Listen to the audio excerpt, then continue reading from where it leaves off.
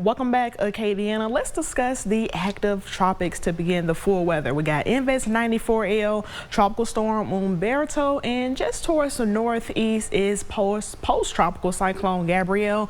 We won't discuss Gabrielle too much because that'll push mostly off towards the east and impact parts of Portugal and Spain for later in the weekend. So let's start off with Tropical Storm Umberto. This is pretty much side by side with Invest 94L around Hispaniola and the Turks and Caicos Islands, but with Umberto, it does have sustained winds about 60 miles per hour as it moves off towards the northwest at 6 miles per hour. So a small jog right here the next couple of days, but it is likely to become at least a Category 1 hurricane either tomorrow or into the weekend. Well, mostly for tomorrow coming up before becoming a major hurricane. That'll be for the weekend coming up, and it does move off towards the northwest, just west of Bermuda.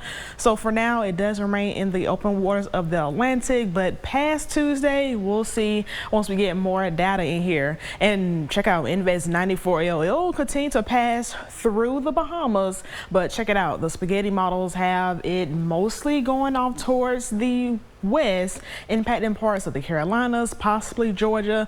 Also want to keep Florida in mind as well, or it can make a turn towards the east. So once we get some more data in here, and once it's classified at least a tropical depression or a storm, we'll see where that track moves later. So Invest 94L only sustained winds about 30 miles per hour, but that's likely to increase as we get further into the weekend and even for the start of next week. So it's something to keep an eye out for, especially along the East Coast. So the next name on the hurricane list will be Imelda if we get that name tropical storm in here. After that will be Jerry and Karen.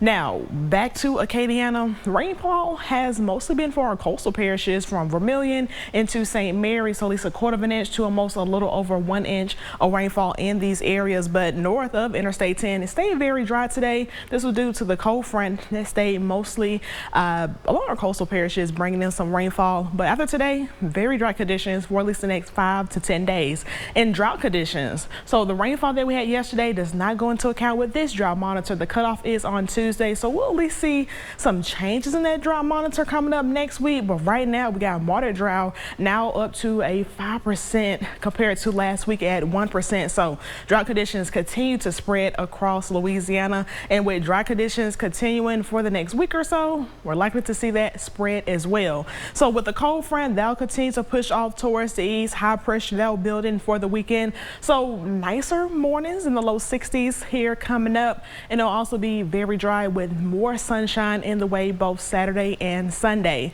So the air mass, we'll see those temperatures lower in the 40s and 50s, so it'll be very comfortable out here for the weekend.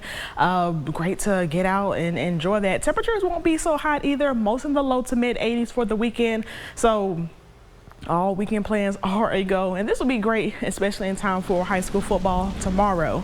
So overall conditions tonight, very quiet, clear skies out there with temperatures in the mid 60s. And then for tomorrow, we got mostly sunny skies out there, pleasant into the week with highs only in the mid 80s. So to break down that 10-day forecast, temperatures most in the 80s coming up. And as I mentioned earlier, with those nicer mornings, low 60s Friday and Saturday night. And of course, we'll see those temperatures warm up into the upper 60s by the morning time, upper 80s, low 90s, mostly during the afternoon. Stay tuned and we'll have one final look at the 10-day forecast later in the show.